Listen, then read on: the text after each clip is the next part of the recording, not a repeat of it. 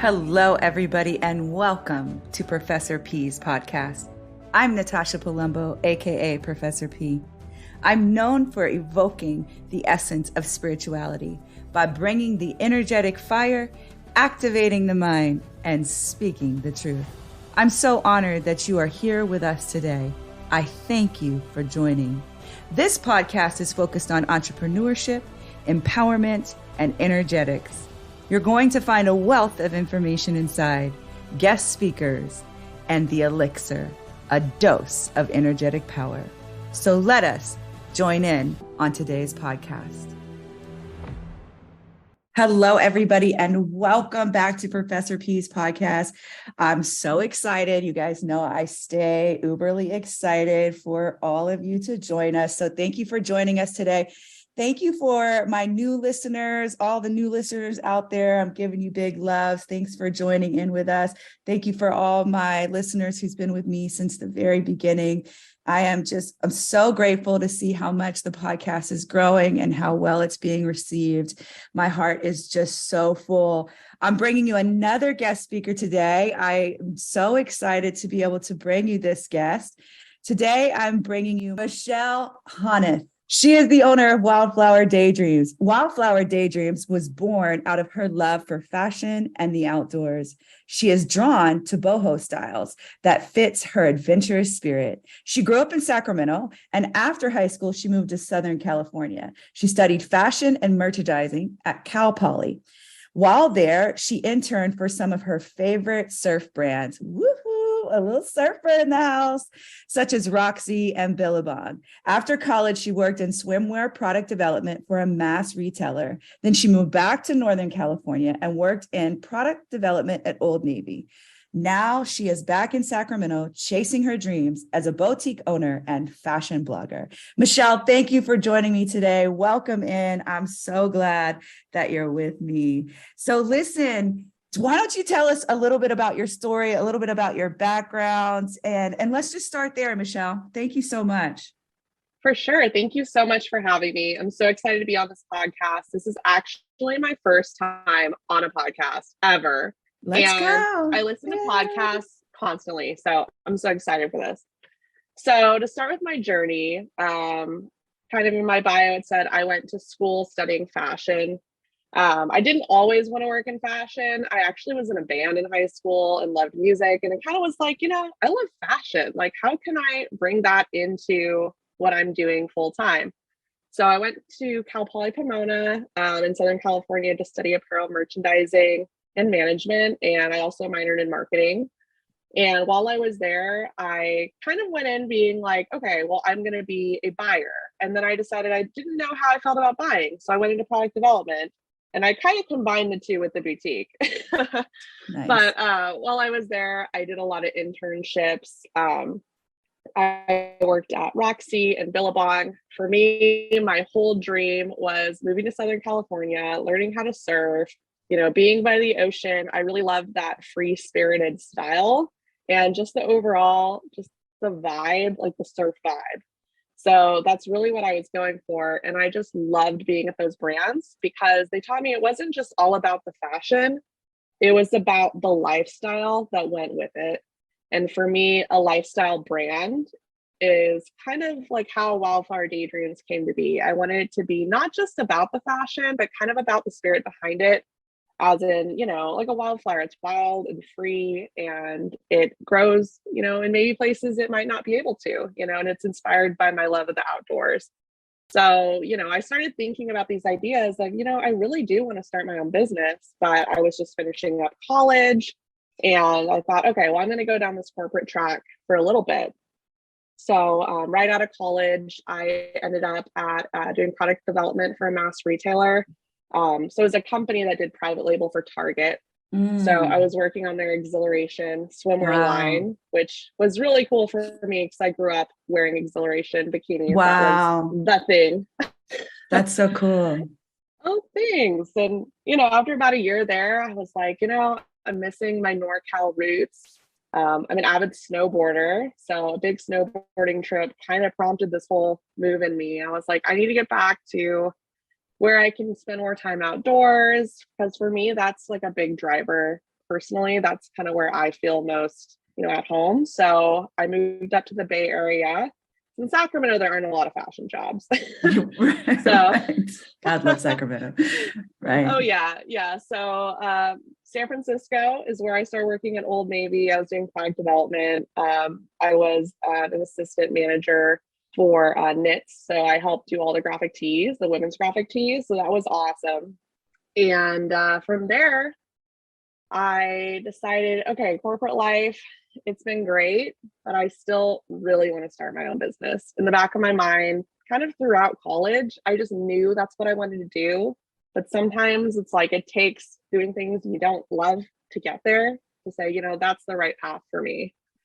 So I kind of took all of those things to realize, okay, this is really, really what I want to do. I had kind of climbed to the point where I was like, this should be my dream job. Like, I should be so happy right now. And I wasn't. And that's when I realized, I need to really pursue being an entrepreneur. Nice. That's awesome. I love that. You know what I love about what you said is how many of the things that and I think this is important when we create our lives, that you experienced, like you said, the swimwear that you rocked. Like now you're working for this company and you love their swimwear, right? You pursuing this combination of pulling in, which was very, very smart of you to take your education and be like, you know what? I like this part, and then I like this part. And I think I'm going to somehow combine these together, like you said, and you brought them forward into your entrepreneurship journey. Now, one of the things I always ask my students, so fair warning, everybody, I've worked with Michelle. I've actually met her. She came to me to get some coaching, help with her business plan for her boutique. And she was a lion. All of you guys know I love me some lion behavior. She just came in and attacked it. Everything I fed her back. It was great. Her plan was well put together. It was beautifully done. There was just minor tweaking that we needed to do with it. But everything I told her, boom, boom, boom, boom, boom. She did it and she came back. But I always ask all my students, Michelle, and you, my students out there, I always ask, hey, what did you play when you were little? Did you play fashion when you were little? What did you do when you were little? So it's so funny you ask this, because recently I was thinking about this and I kind of forgot I used to do this. But back in the day, in the early 2000s, we would have like Girls Life and 17 magazine. And there was a ton of ads, and it used to be like, when you look at Vogue now, it's like really high fashion ads. But back in the day, it was like lip smackers and, like all the things you could actually go to the store and buy. And I remember listening to music and being like, if I had a store, I would buy that, and I would buy that, and I would buy that. When you were little, and you go through a shop. Yeah. And I just was like, oh my God, I kind of forgot that even happened until maybe a couple months ago. I was thinking about that. I was like, wow, I was sitting there being a little buyer in middle school. Yes. You see how your gift was already there inside of you and already showing its presence. And that's my encouragement to all of my student listeners out there, that your gift is inside of you and it oozes out. So I always ask my students, okay, what did you play when you were little? What was it? And then, so some of them would be like, I was going to be a superstar, okay, great. So you like entertainment, right? So maybe you don't go on and be this gigantic superstar, but you could work somewhere in the entertainment field, right? You could still find yourself in that arena, in that industry somehow, right? And be very fulfilled, right? And so for you, what you did was you were already this little buyer. I love it. You were already this little buyer. And middle school when you were younger, because the gift was in you of this entrepreneurship journey. So entrepreneurship is not for the faint of heart. It's not an easy game. So tell us about your journey. I mean, so when you came to me, you were writing your business plan. Why don't you tell them like kind of how long it took you to write your business plan, work on your business plan? Because you were also doing other things on top, right? And that's plays a factor. So talk about that for a little bit. So by the time I came to you, this was actually like my third business. And I think people learn like, oh my God, if I start a business and I fail, it's the end of the world. It's the worst thing. But I've kind of learned like you just have to fail fast. And I'm the type of person, like people will tell me, I don't know if you should do that, you should do that. And I'm like, well, I'm going to do it. I have conviction over this. And if I fail, I fail.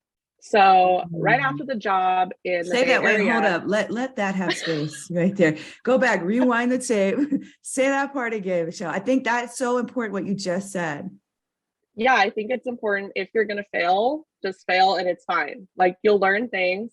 It sucks. Like, I'm not saying it doesn't suck. Like, Or I sting spent, or hurt a little yeah, bit, your yeah, feelings, it does. your pocketbook, the money you Oh invested. man, it's an But expensive mistake, but I think you have to start small, and I think it's important to not just like fail randomly. Like, it has to be something you really want to do and could see yourself actually doing. But, not everything works out. And that's, a hard lesson I've had to learn.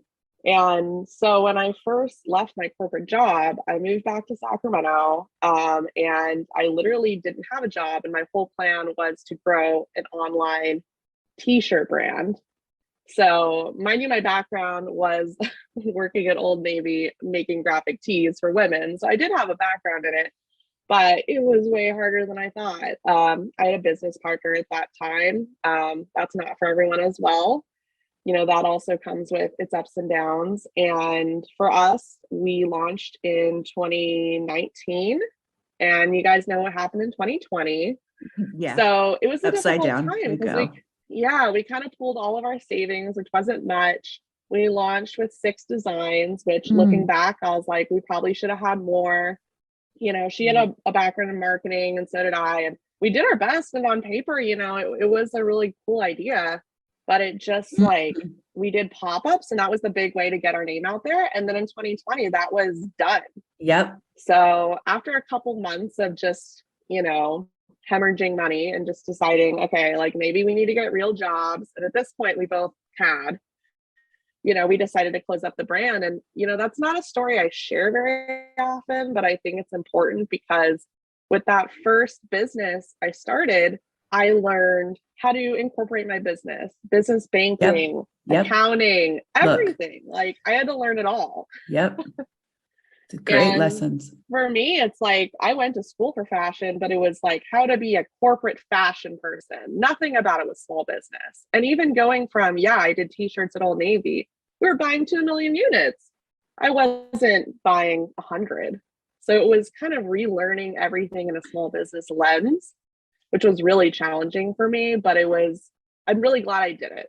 And it taught me a lot. And I'm still really proud of our designs. And we did really cool photo shoots and the brand was really awesome. But, at the end of the day, it was like, well, I lost $3,000. It is what it is. But, I learned a lot. And I think if I hadn't have done that, I wouldn't have been able to launch my boutique in the future as fast as I did. So I think it's like, you do fail, but you learn, and it's not like you fail and you've lost everything. You learn a lot. You learn a lot. And that is, you would pay for professional development training. That's your paid coaching. You know what I'm saying? Like, it all equivalents to something. Because I always say, all things work to the good. You can't mess this up. Failing is actually part of the process. It's one of the greatest teachers out there. I think you made a very important statement, and I want to kind of come back to it because I know a lot of people, they get in they're in the corporate world, but they want to desperately come out the corporate world.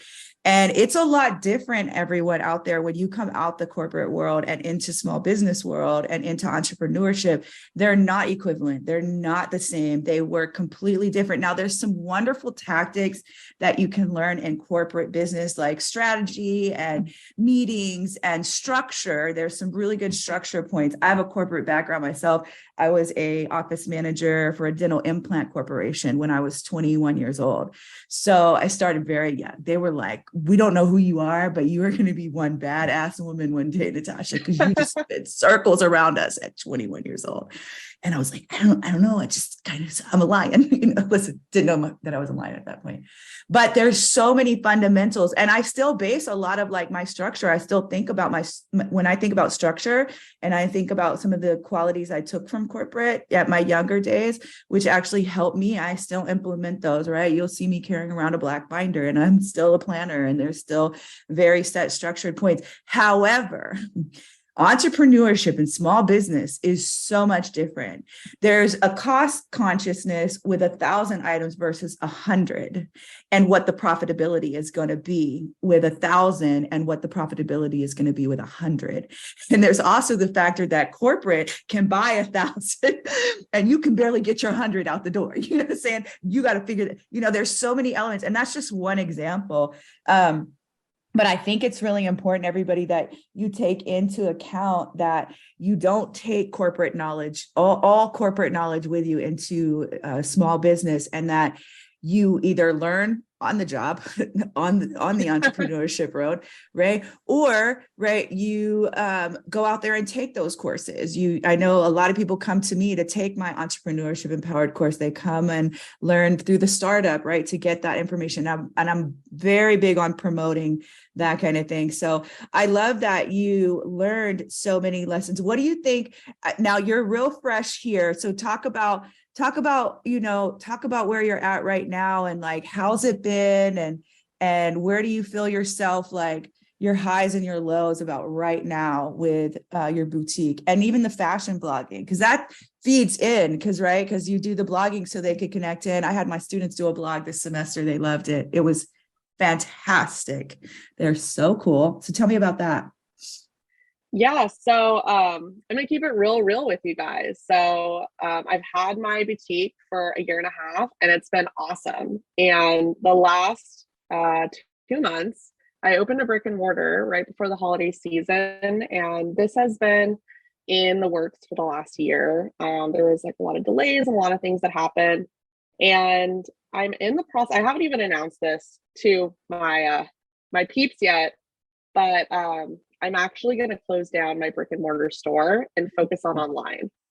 And kind of to start with that, I just want to be honest and real and transparent, because I feel like a lot of people kind of make these decisions and don't really say why. And people are like, oh my God, that store just shut down. And I'm not going out of business at all. Like, I'm focusing all my energy online, which is what I was doing before.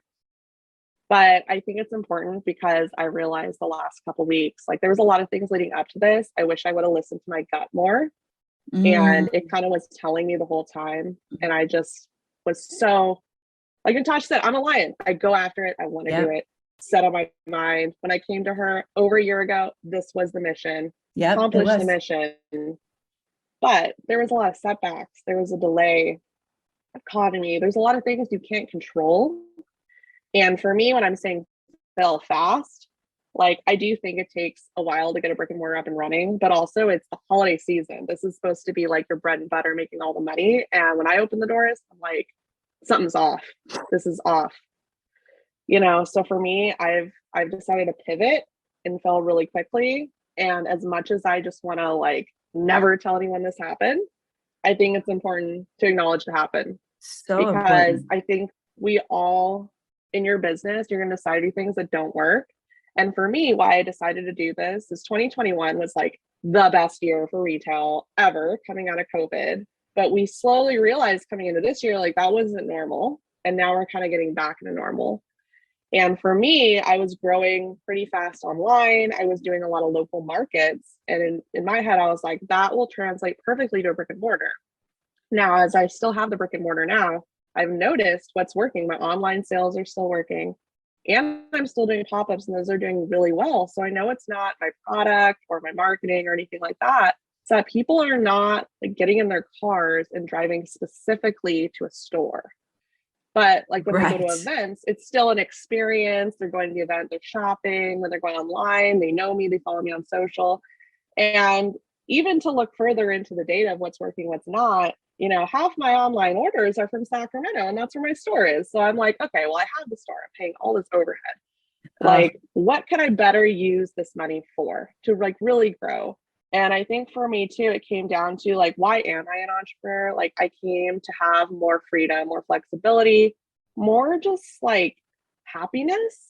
And I found that having a store really brought out some of like a lot of like my like insecurities and like all this like stuff from the past. And I just felt very like being here for a set hours and having to be open kind of made me feel like back in like my desk job. It kind of made me feel a little like constrained. And for me, I'm like, why did I start this business? It's to like, my ultimate goal is to grow really big online and to have a lifestyle brand that's inspiring with my photo shoots, my marketing, have real people in the clothing. And that's been always the goal. And I realized the store was just like something I've kind of always wanted. And it never really was like about the brand or the business. It's just like you always think, oh, I have a boutique, I should have a store. Like when you're at events, people say, oh, do you have a store? Your parents would be like, do you have a store? You know, and I realized it wasn't even about me or what I wanted. And I got here and I was like, man, this is an expensive mistake, but I got to fail fast. I got to fail fast and I got to get out and put my money like where it goes. Cause like you're saying, it's not unlimited resources in small business. It's Oh not. God, no. So it's like, you know, this is my life savings. This is my full-time job now. Yeah. And Yeah. it's like, I gotta put it where it's working. Cause if there, it's like, you gotta look at what's working, you know, and you can't sit there and be like, well, this is how it is. I'm just going to sit here and go down with the ship. Like you just can't, you got to pivot. Yeah. And I think that's like, even in 2020, the businesses that didn't pivot and didn't go online, they're not around anymore. You know, you have to pivot. Yeah. So you do. so that and was a long story of how's it going, but it's going good. Like I've accepted it. It's going good. I love it actually, but there's a couple of things in there and I want to bring this to the attention of my listeners, my student listeners, because I think this is so relevant. You have a store though. It's just a virtual store, right? It didn't have to be, it's the same, you know, when you talked, it makes me think of the church. The church isn't the building. The church is the people. Mm-hmm. The church is the worship. The church is, you know, your sacred space. It's never been the building, but you think, oh, well, I got to go inside the temple. You know, here's the steeple. You guys don't see me. You know, the finger game where you put your fingers in, you lock, you put the steeple. This is me right now, everybody. I just need you to imagine, and I'm open up and here's all the people. All right, listen, but that's not it. The P is what's inside. It's always the way out is within. What's inside? That's what it's about, right? So you had a store, but it's 2023. We are predominantly virtually based. Amazon is completely virtual and is $1 billion business, right? Like it's bananas, right? So why would we think? And people aren't going in. It's the access. I am an avid online shopper. It's just so convenient, right? It's so convenient. So, but here's the thing, you know, your parents would be like, well, where's your shop? And yeah, and some people would be, well, where's your shop?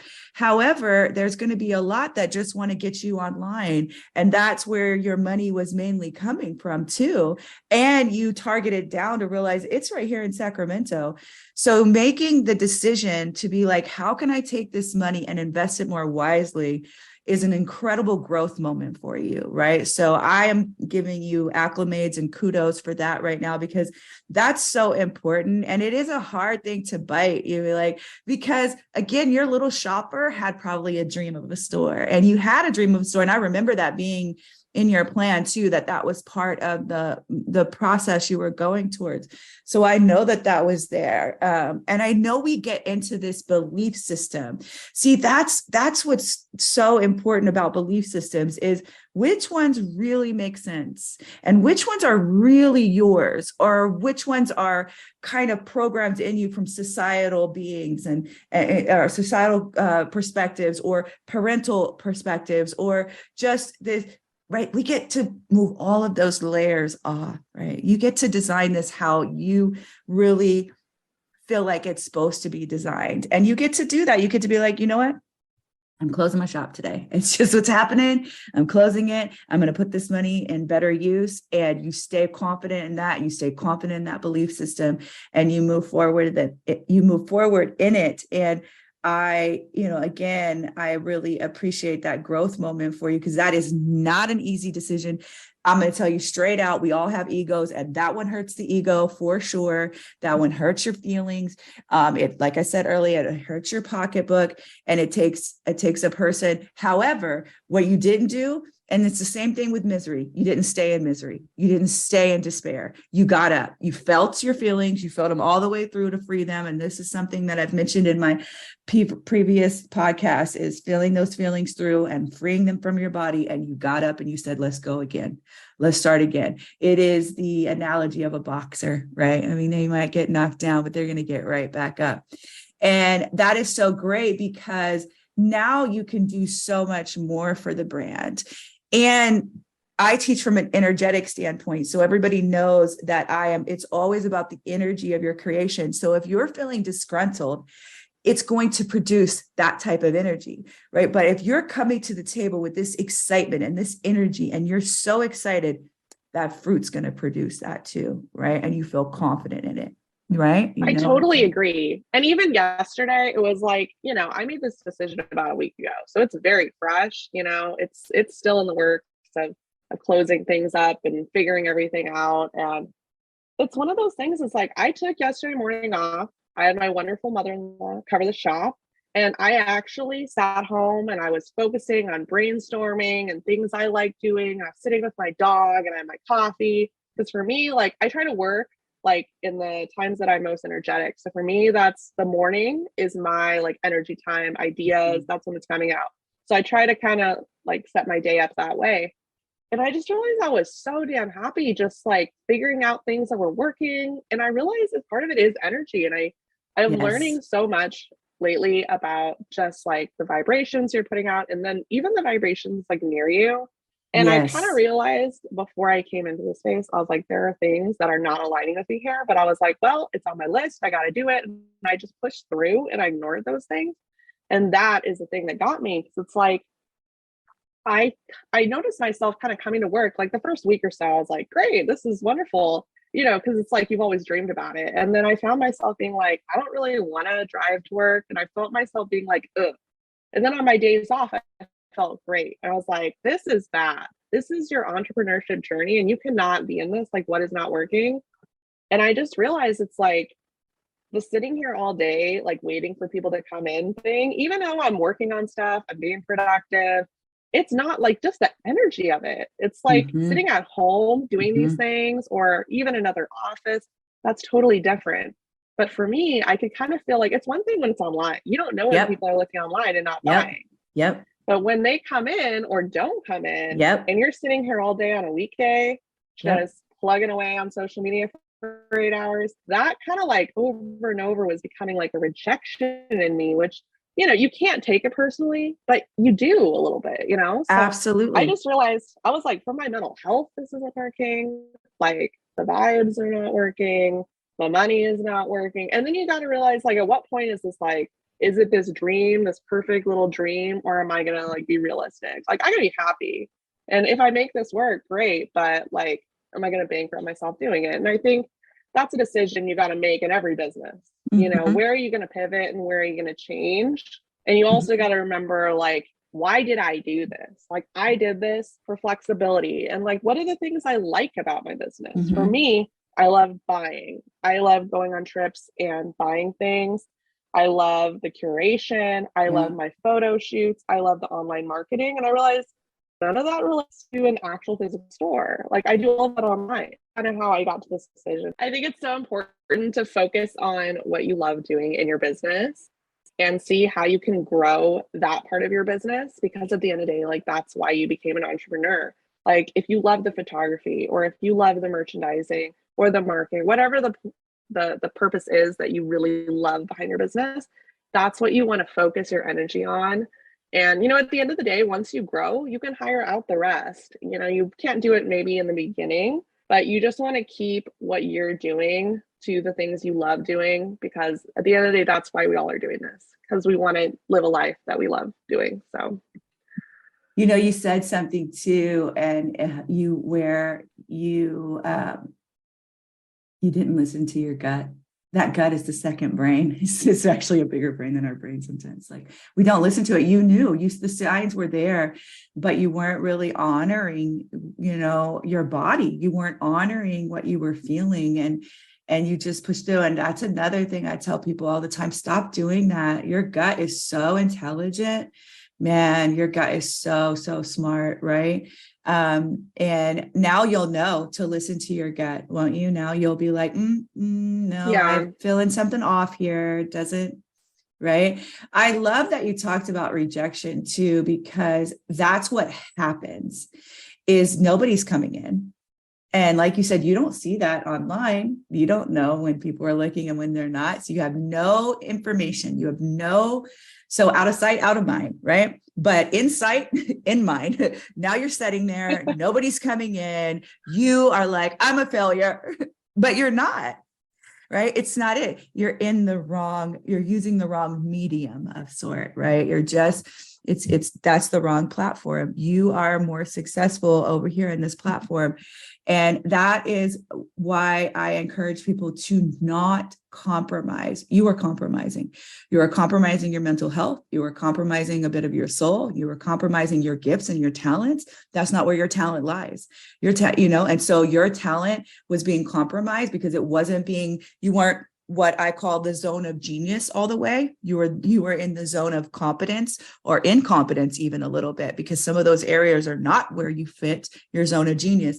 What's important for us in entrepreneurship is to honor our zone of genius. Now, I get this information from the book, The Big Leap by Guy Hendricks, which is a life-changing book. I highly recommend anybody read that book. The Big Leap by Guy Hendricks, completely life-changing. And he talks about the different zones. And the zone of genius is where we need to be in our entrepreneurship journey. And we need to hire people for where our zone of competence and incompetence is, who operate in a zone of genius in that area. Do you understand, everyone? Right? There are people who operate in a zone of genius where we are incompetent at, and we are just competent. So find them, hire them, and bring them on board. And you stay in your zone of genius, and then you got people in their zone of genius. It's magical. It's magical. You're supported. Your business will thrive. The energy behind it is heightened. Again, everything is a frequency. So my encouragement to you, Michelle, is to continue to learn our frequencies, to continue to study energies and frequencies. Energy cannot be created nor destroyed. We are energy. We are energetic beings. We're emotion. We're energy in motion, right? There's so much to us as energetic beings. And there's such power when you start tapping into those vibrations. It's one of the things I was even thinking about last night. Like, I don't play when it comes to business. I don't play with money. I don't play with numbers. I don't play with anything. I have a respect for money. I have a respect for businesses, and it's a frequency. Right? Number one, that's just bad karma to be messing around, right? I don't want any of that stuff back, but I can't lower my frequency to come playing around that I don't belong in, because I'm a super high frequency. I'm a super high energetic person, right? And so when I am feeling like I'm not in my zone of genius, I won't be able to operate there. I have so much integrity now. Of course, I'm 48, you guys, right? Michelle's a lot younger than me, but listen, and you're going to grow, right? I'm 20 years into my entrepreneurship journey. It took a lot to get here. Anyway, and I just began, right? I'm not even beginning to bust through the surface, right? I just became a corporation at the end of October as an S Corp. Right? Woo! Right? I'm just rolling into becoming the billionaire blue lady, right? Which is because I love blue. Anyways, so it's another story for another day. Squirrel, I'll go left anytime. But I want you to know that when you come with that energetic respect, and you come with that integrity, and you come with that zone of genius, you are unstoppable, right? And you're unstoppable no matter what, Michelle, because you're like a lion, and lions cannot be stopped, but we can kind of hurt ourselves. And then we're like, I'm licking my paw, everyone, right? I'm just licking my paw. Leave me alone. Anyways, what is some words of wisdom that you want to share with my listeners? And then tell us about the vision. So some words of vision, and then words of wisdom, and then the vision of where you're taking Wildflower Daydreams. Let's talk about that real quick before we close out. Yeah. So words of wisdom, I think if there's something that's telling you, look, I want to pursue this, I want to do this, I think you have to listen to your gut. You can't, I hear so many stories of people who are like retired and then they finally do something they've been wanting to do for 40 years, So it's like, now is the time. Like, it's never going to be the right time. And I think for me too, I was like, oh, when is it going to be the right time to do it? It's never going to be the right time. And I think it's just important to, make a plan. I think a business plan is really important. I think a marketing plan is really important. Get everything legal. Don't be running your business out of your personal bank account. Like, I never did that. I was like paranoid of doing that, but I've heard many people who do that. And, just go for it. And I'm not saying like, oh, I'm going to do this business and I'm going to spend $100,000 in my savings. Like maybe don't do that, but like test it, see how it goes. And if you feel like it's aligned with what you want to do, then pursue it. And I think there's just so many people who think, well, what if I fail? Or what will people think? Or what will this, that? And it's like, I've just realized no matter what, like people are going to have opinion. So just let them think what they're going to think. They're going to say, why didn't you do that? Why did you do that? Everyone in the world is going to have an opinion. Yep. And you also have to know when you start a small business, it's going to be the new people that you meet along the way that are going to be your biggest cheerleaders and your biggest supporters. It might not be your friends and family. And what you're selling let me or pause, doing. pin that. It will not be your friends and family. They are not your customers or clients. They are your friends and family. And we love them for that. Okay, go ahead. Yeah, that is so true. And it's like, you have to know what you're selling is not for them. Like, for example, I sell women's bohemian clothing. So that eliminates, most of the men in my life, so it's like, there you go. You're just, they're all like, when are you going to sell men's clothes? I'm like, not my thing. Go somewhere else. Yes, that part, not my thing. Not my thing. Sorry. I can't provide that for you. Bye. I mean, and you know what? I think that it's just, again, pinning, because this is so good right now. That's where people are like, well, let me look and see what I can do about that. No, that's not your thing. Just now this is where lions are like, no, it's not my thing.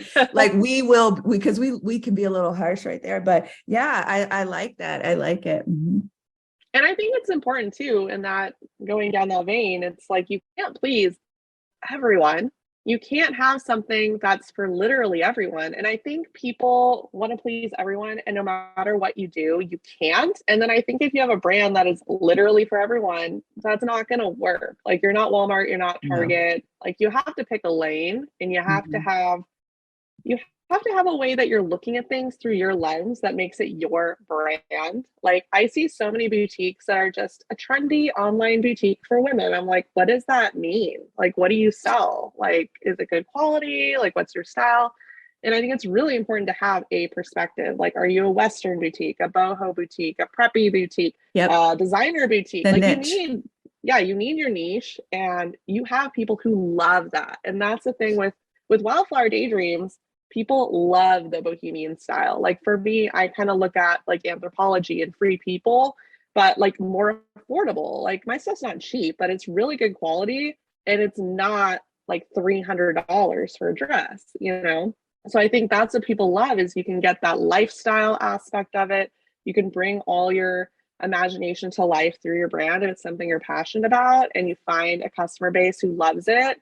And there's just nothing more rewarding to me than just having someone be like, oh my God, I love this dress. I have to have it. I'm going to wear it. They already know where they're going to wear it. And then they send you a photo of them wearing it at the occasion. And it's just amazing being able to help women find things that they love and make them confident. Mm-hmm. Yeah, it's the best. See the energy, see how the energy is so different right there. Okay, there's two things, because that was so important too. So let me think here. So one of the things I wanted to ask you about is the blogging. How long have you been doing the blogging? Because you went in and told us actually what's happening, and you became so transparent. I love transparent leadership. Thank you so much for your transparency. I really appreciate that. It's very important that we're transparent and being in business, and it says a lot about your character. But we didn't touch on the blogging, and I want to do that before we close out. So tell me about the blogging. How long have you been doing that? How does it work in conjunction with your brand? Yeah, so I actually started a fashion blog in high school when I was 16. And I've kind of rebranded throughout the years. I originally started on, I think it was blogger.com. It was a really long time ago, guys. Back before Instagram. And throughout the years, I've been, I would share outfit photos. And then it kind of evolved throughout college into more of like a lifestyle and fashion blog with Instagram. I was able to kind of just share like my journey through like mental health. I would show fashion, I would show travel, kind of just share everything with that. Mm-hmm. And then where it meets up with my boutique is because it's a fashion blog, I would share outfits from my boutique to my fashion blog. Mm-hmm. And throughout the years, it's been I don't know, 15 years, or maybe not 15, 10 years since I've had a blog, I've kind of decided to start pivoting a little bit more with the blog, because having an Instagram for my boutique, it's obviously sharing all fashion content, and then it's kind of overlapping a lot. And considering I do this full time, I don't have a ton of content outside of that. So I've kind of decided to kind of transition my blog into more of like a boutique coaching channel, because I get a lot of people approaching me saying, how do I start a boutique? How do I do this? And for me, it's I want to share some of my knowledge. I mean, obviously I have a degree in it, but also I have real life experience. And I think there's so many people who want to do, no matter what it is that you're doing, there's so many people that want to learn from you. Yep. So I'm currently in the process of rebranding. I'm going to stay with Michelle Making Moves, which is my Instagram handle, because I'm still making moves. But I want to share more content around like marketing. How do you do successful marketing campaigns? Yes. How to start a boutique, Yes. like how to do the legal things. And I'm actually going to be launching a course on teaching people how to open a boutique. And I'm going to be doing one-on-one coaching. So that's coming for the new year. Yeah, and right there, I'm just so Michelle. excited to do that. That I'm so glad I brought that up. And I brought that up for a reason, because part of the thing that I saw, and I concur, and those of my listeners out there who have experienced my gift know that I get to see things so incredibly amazing. I'm so honored to have this beautiful gift of sight. But one of the things was, I can see you doing that exact type of blog. Like when you go out and do your buying, I can see you blogging about that and the process and what it takes, versus just being a quote unquote fashion blogger. We have a lot of those, but who's the process blogger? That's what you're going to be. That's what you are. You're the process blogger, right? The process. Yeah, here's the process. I love it. I've noticed, especially, thank you, for owning a boutique. I actually took my mother-in-law buying with me in Los Angeles in October. And I went to school in LA, so I was in the fashion district all the time. But for 99% of people, they have no idea what the fashion district is. I have no clue. I would love to know. So basically, if you go down to the fashion district in LA, it's like all the showrooms of all the wholesale brands, and you can go in and shop their lines, and some of it's like immediate buys and some is for the future, and you can touch and feel everything. You can talk to the sales reps. So I went down there. I live in Sacramento. It's a 6-hour drive, and I took her with me because I was like, I'm going to buy some stuff for Christmas and just drive it back, because I had a weekend free. That's what you do when you're, an entrepreneur. You're like, let's fill all your time. Yep. Let's fill But it was crazy. Yes. She was like, I had no idea. Like, she got to see like how much things cost wholesale. There's like huge buildings and accessories. And one thing as a buyer too is deciding, like, you're not going to buy one of everything, because it's not all for your market. It's kind of sifting through and deciding what you like, what's the quality versus the price, and just the whole experience. And it was just crazy, because she was asking me all these questions, and she's just like, I've just never had, a lot of people just think like clothes just show up in stores, so I've just had so many people ask me about it. And I'm like, if this many people are asking me, I feel like people really like want to know the answers. So for me, I'm going to develop a course kind of outlining how to start a boutique. And then along with that, it's going to be a 90-day program where along every week, I'm going to meet with the person and kind of work on their progress. Thank you. And just at the end of 9 days, they're going to launch their boutique. And that's I think amazing. After that, I'm going to hopefully do like another type of course. We'll see how it evolves. I want to see how that goes. But I just think starting is the hardest part for people. Like, people just need the push to start, and they don't know how. And they're just frozen in the I want to, but they don't know how. So I want to help people in that way. I love it so much. And there's so much richness there. There's so much of the zone of genius there. You keep staying in your zone of genius. That's my encouragement to you, because that's where you do well. So I have a course online. It's how to write and publish your book, because I'm 5 books in now, and Teachable is a great platform to run your online course at. So that's some encouragement for you there to look into Teachable. There's other, Kabaji is another one. There is Thinkific. That's another platform. I go with Teachable, and my How to Write and Publish Your Book is up there. And then you feed it into your programs to go and work with you. And I love where that's going, because that is definitely big. And there's always going to be people for that. There's always going to be an industry for that. We're always going to need clothes and want clothes. And we're always going to want to look good and comfy in our clothes. And so you have a really good vision there of where you're going as your brand and yourself.